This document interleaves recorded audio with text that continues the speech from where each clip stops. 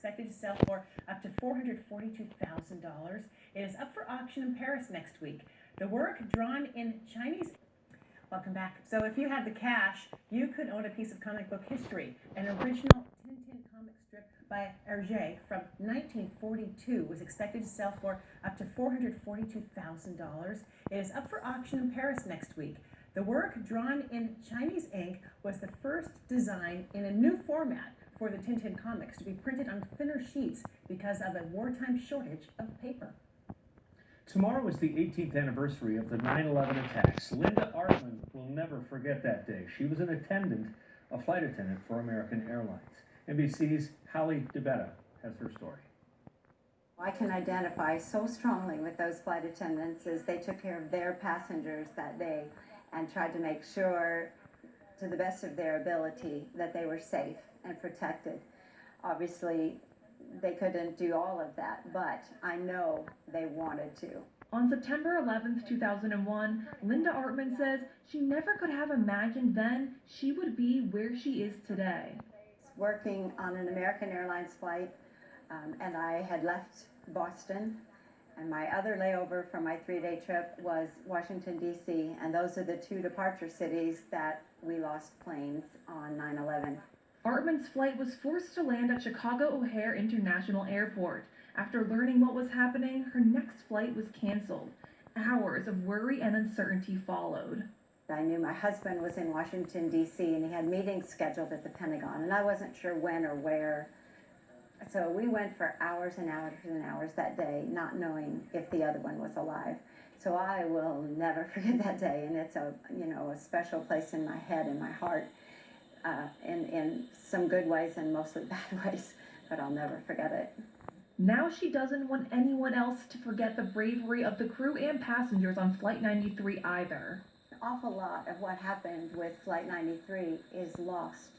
It was the stepchild of all the other three. The other three got lots of press. They were in important places, which meant there were lots of people that were involved and lots of people to talk to and about it. For over 3 years, Artman has volunteered at the memorial. We get people from all over the world here.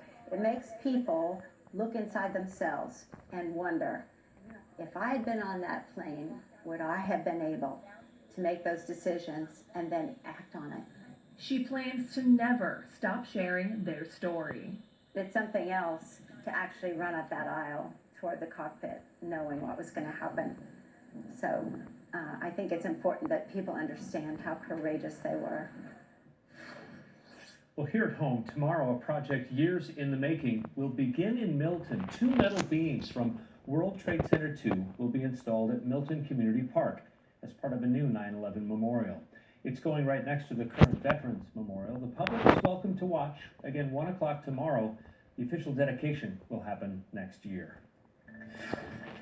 Hurricane Dorian left a path of destruction ahead. How residents in the Bahamas are dealing with the aftermath. Also coming up, a rare look inside the ice dip, this latest set of closures. So again, that South Dearborn closure starts very early on Thursday morning. And we've got another warning, overnight closures of the SR 99 tunnel this weekend. Scheduled maintenance will close the tunnel from 10 p.m. to 8 a.m. both Friday and Saturday nights. Changes are coming to on-street parking near the UW campus, the University of Washington Tacoma campus. It's starting September 16th, next Monday. Parking from Tacoma Avenue to Market Street from South 17th to South 21st will have a 3-hour limit. The city's hoping it's going to create more turnover in this area for people to park, so heads up on that. And on 9/13/19, a rare Friday the 13th full moon. Yep. This only happens once every 20 years or so. This year, the September full moon is also the harvest moon because it's closest to the autumn equinox. So, Jordan, are we going to be able to see it on Friday the 13th is the question. No. That's such a bummer. I know. I was like prepping for this. Whatever. How far do we have to travel to see it? Someone messaged me and said, hey, it's my birthday. I have to see this. And I was typically hopeful, like, you go east of the Cascade Crest, sometimes it holds the cloud cover and you get some clearing. But the high clouds are just going to fly right on over the mountains. I'm like, oh, no, man. it's a no-go. So it's just going to be a struggle because we've got a new storm that we're tracking. I'm sorry, I'm not full of good news right now. The technical equinox, fall equinox, 12 days away, ladies and gentlemen, 12:50 a.m. in the morning. I think this Friday is going to be a little cooler than the fall equinox, even though that's pretty cool. But the fact that you get this trifecta is pretty unique. So, you know what? I'll put in a big word and see if we can hold the cloud cover off just for viewing purposes Friday night. Okay. Temperatures 50s and 60s currently. Beautiful evening tonight for sure. A little cool in the morning. Got that fall crisp in the air. And it does look like the cloud cover is finally starting to, or I should say the rainfall is finally starting to just call it quits because it's been definitely active the last couple of days. And then, of course, in the distance, you see the storm I'm talking about. So there's just a lot of cloud cover with that. And the clouds are already on their way. So the next couple of days look good. I think we'll see a nice viewable evening, but the moon technically will be the fullest as we head into Friday the 13th. Okay, so tomorrow, partly sunny, partly cloudy. Temperatures are going to be upper 60s to low 70s. I think it's going to be a pretty nice day overall, given the fact of where we've been. The shower activity this afternoon, that pretty much dried out, so overnight we're going to stay dry. Tomorrow morning, low clouds yet again, and then eventually we'll see that sun peek right on through. Yes, they're the high clouds I was talking about. Quick, already coming in on the coast, and that'll be hanging out. So we've got a warm front that'll pass through. That could maybe bring a couple of showers. This is early Thursday morning, mainly to the coast, the Strait, Sequim, Port Angeles, and parts of the San Juans and Whidbey Island. That won't be much, though. That just pushes through rather quickly. And then the cold front gets hung up right there on the Nia Bay tip of the Olympic Peninsula. So that'll sit there most of the day Thursday. So Thursday's still looking pretty good.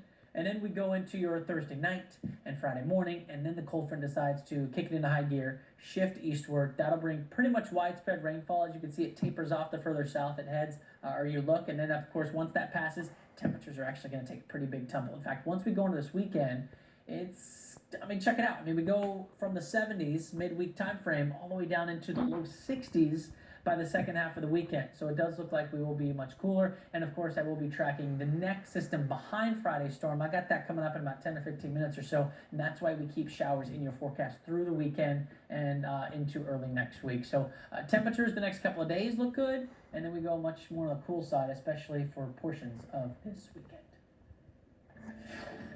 Well, you might have heard of the character Tintin. We're going to tell you how much one of his comics is expected to go for at auction.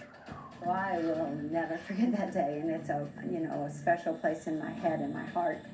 Also ahead, a volunteer at the Flight 93 National Memorial is making it her mission to ensure the lives lost on 9/11 are never forgotten.